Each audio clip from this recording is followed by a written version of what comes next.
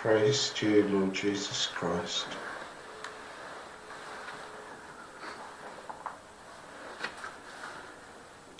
Let us spend some time with today's Gospel from Matthew chapter 5, verse 13 to 16. We read today's lines at the end of the blessed sayings. The blessed saying, the Beatitudes, described our relationship to God, and now the closing verses speak about our relation to the world.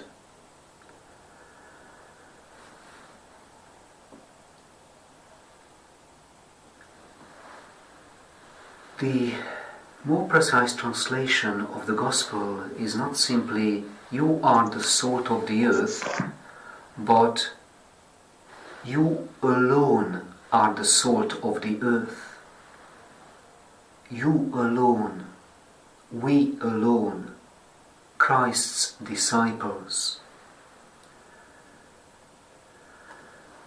And in this "you alone," we are invited to ponder this great call and mystery and gift, that there is no limitation.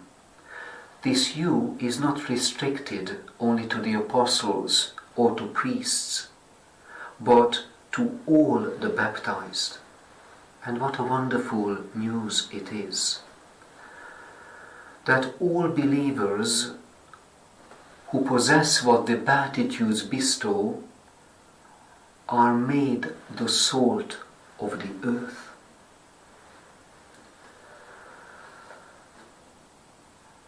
And there is a very unique, as it were, dialectic between our very faith and being a salt. If we are not salts, we are not believers.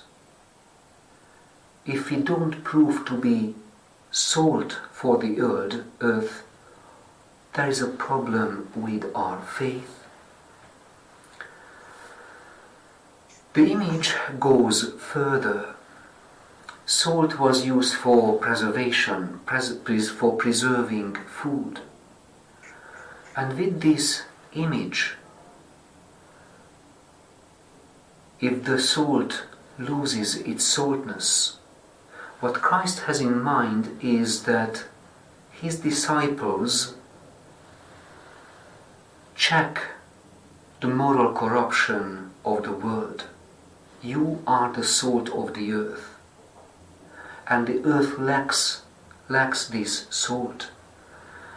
So our task is to scrutinize the world with care and love, compassion and concern.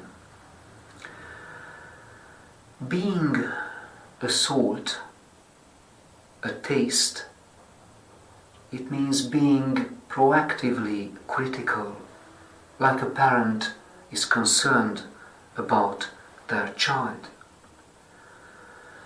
The world would prefer that we were honey instead of salt.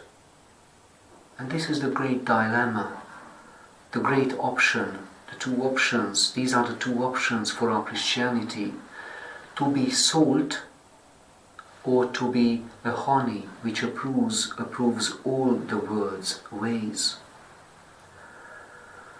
You are the light of the world, Jesus continues. Earth, salt, light. There is a tension between salt and light and the darkness of the world, the earth.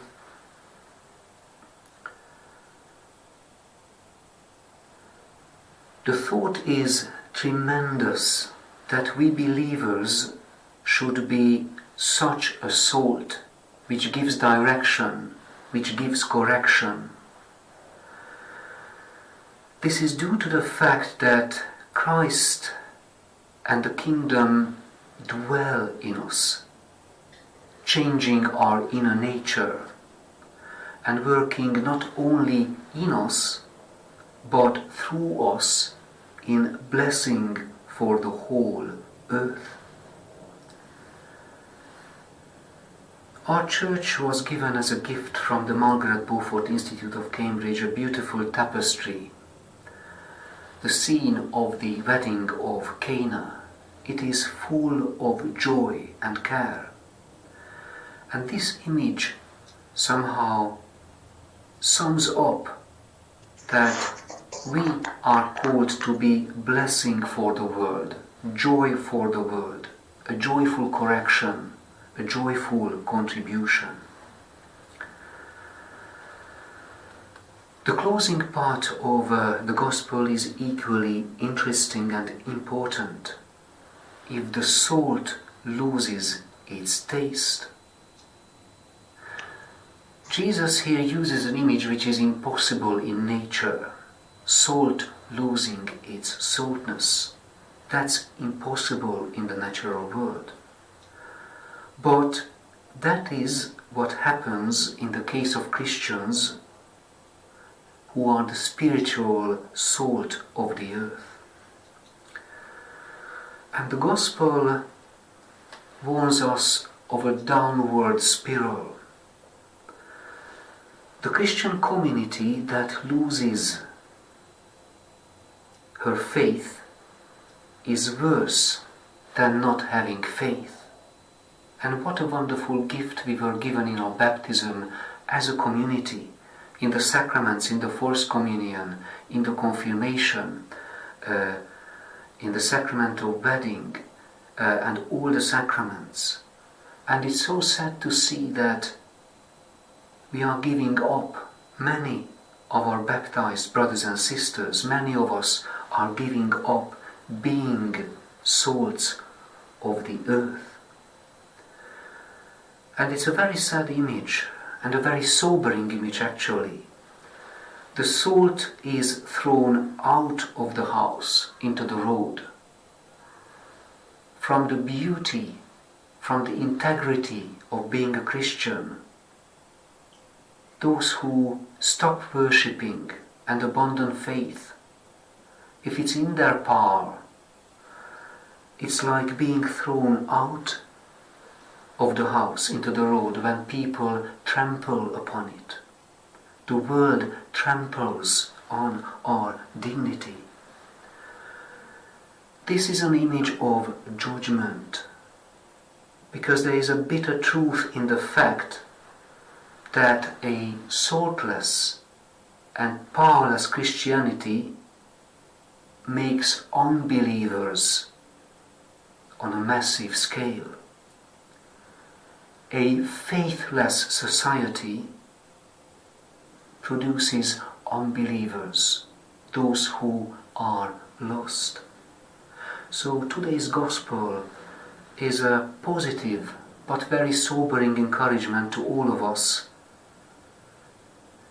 to belong to Christ, to be salt and light, and not run the risk of becoming a generation or individuals, in T.S. Eliot's words, unemployed by God.